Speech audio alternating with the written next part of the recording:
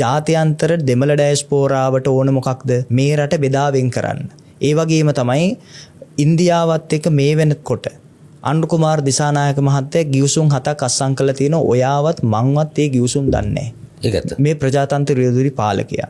එතකොට මේ භූමිය ඉන්දියාවට සුරක්ෂිත කරලා බාර දෙන කොන්ත්‍රාක්තුව ක්‍රියාත්මක කරන් තමයි අනුර කුමාර දිසානායක බලයට පත් වෙලා තියෙන්නේ. එතකොට ජාතික දේශපාලනය පිළිබඳව කතා කරන භික්ෂුවක් මේ ස්ථානෙට මැදිහත් වීමත් මේ භූමිය බෞද්ධ සිද්ධාස්ථානයක් විදිහට ගොඩනැගීමත් ඒගොල්ලන්ට ප්‍රශ්නයක්. මොකද මේ ස්ථානයේ වෙන් කරලා තියෙන විශේෂයෙන් ඔතන විහාරස්ථ භූමිය ඉඳන් චීන වරාය දක්වා පුල්මුඩේ දක්වා තුනේ කනුව දක්වාත් ඒ වගේම අනිත් පැත්තෙන් ආන්දංකුලම දක්වාත් මේ අක්කර 7000ක භූමිය යෝජිත ඉන්දියානු වරාය නගරයේ තමයි ඉදිකරන්න නියමිත වෙලා තියෙන්නේ. ඒ වගේම ඔතන ඉඳන් මංජුල ත්‍රිකුණමල වරායට ඇතුල් වෙන නැව් නිරීක්ෂණය කරන්න පුළුවන් ආරක්ෂිත ආර්ථික සංචාරක මර්මස්ථානයක් ওই තැන. ඒතර ඒ ස්ථානයේ ආරක්ෂා කළ ඉන්දියාවට දෙන්න තමයි මේ සම්පූර්ණ අපිට පොලිසිය පහර දෙන්නේ, හිරේ දාන්නේ, අවලාද නගන්නේ. ඉන්දියාවට දෙන්නද නැත්නම් ආයෝජන වැඩ පිළිවෙලකටද? ඉන්දියාව ඉල්ලන දේ දෙනවනේ. ඉන්දියාවත් එක්ක ගිවිසුම් ගහලා මේක දීලා නැති නැගෙනහිර පළාත නරේන්ද්‍ර මෝදිට ඕන විදිහට තමයි ක්‍රියාත්මක වෙන්නේ. දෙමළ ඩයස්පෝරාව ජාත්‍යන්තර දෙමළ ඩයස්පෝරාවයන් අපි කිව්වත් ඒ ඇත්තටම ඉන්දියානු රෝත්තු සේවය මගින් නඩත්තු වෙන කණ්ඩායමක්. තමයි දෙමළ ඩයස්පෝරාව කියලා කියමින් අපි ඉන්නේ. ඇත්තටම මෙතන තියෙන ප්‍රශ්නේ තමයි දැන් ඔතන විතරක් නෙවෙයි ඔතෙන් විතරක් පටු වෙන්න එපා මංජුල. දැන් ඔතනින් කිලෝමීටර් 5ක් එහාට යනකොට සාම්පූර් තියෙනවා.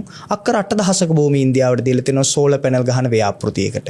අපිට කියන්න මොකක් කියලාද? ඒක තමයි මට සෝලර් පැනල් කියන ඉතින් මේ ව්‍යාපෘතිය හොඳයිනේ. ව්‍යාපෘතිය හොඳයි කියලා තමයි අපිට කියන්නේ. එතකොට ඉන්දියාවට අපනයනය කරන්න කියලානේ කියන්නේ. ඉන්දියාවට අපි මොකක් කරනවද?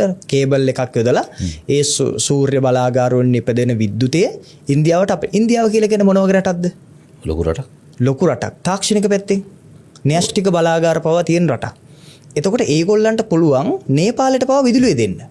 ඒතර අපේ සෝලර් පැනල් වලින් වල ඉන්දියාවේ ලොකු බලශක්ති ප්‍රශ්නයක් තියෙනවා. බලශක්ති ප්‍රශ්නයක් තියෙන බව ඇත්තයි. හරිද? නමුත් ඒක අපිට මෙහි ඒ විභවයක් හදන්න පුළුවන් නම් අපිට හොඳ ආදායමක් ලබා ගන්න පුළුවන්. ඔයා හිතනවද එහෙම වෙයි කියලා?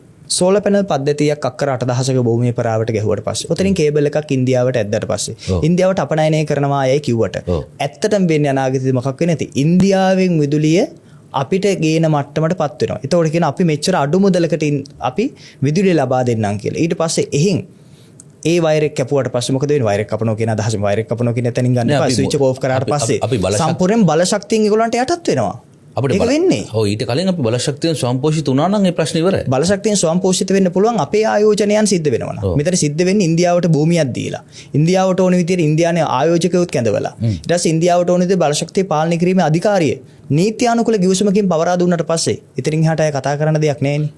මං කියන්නේ අපි ඒ වගේ හවුල් ව්‍යාපෘති වලට යන්න රටක් හදන්න ඕනේ. මං කියන්නේ අතිරික්ත ප්‍රාග්ධනය ලංකාවට ගලාගෙන එන්න ඕනේ. ඒකේ කිසිදු තර්කයක් නැහැ, විවාදයක් නැහැ. ඒකට මේ බිල්ල හැදුවන් පස්සේ කොහොමද ඒව කරන්නේ? බිල්ල හැදෙන්නේ මේ ගිවිසුම් ටික එළියට දාන්න නැති හින්දානේ. අපි මේ කියන කාරණා බොරු නම් මංජුල.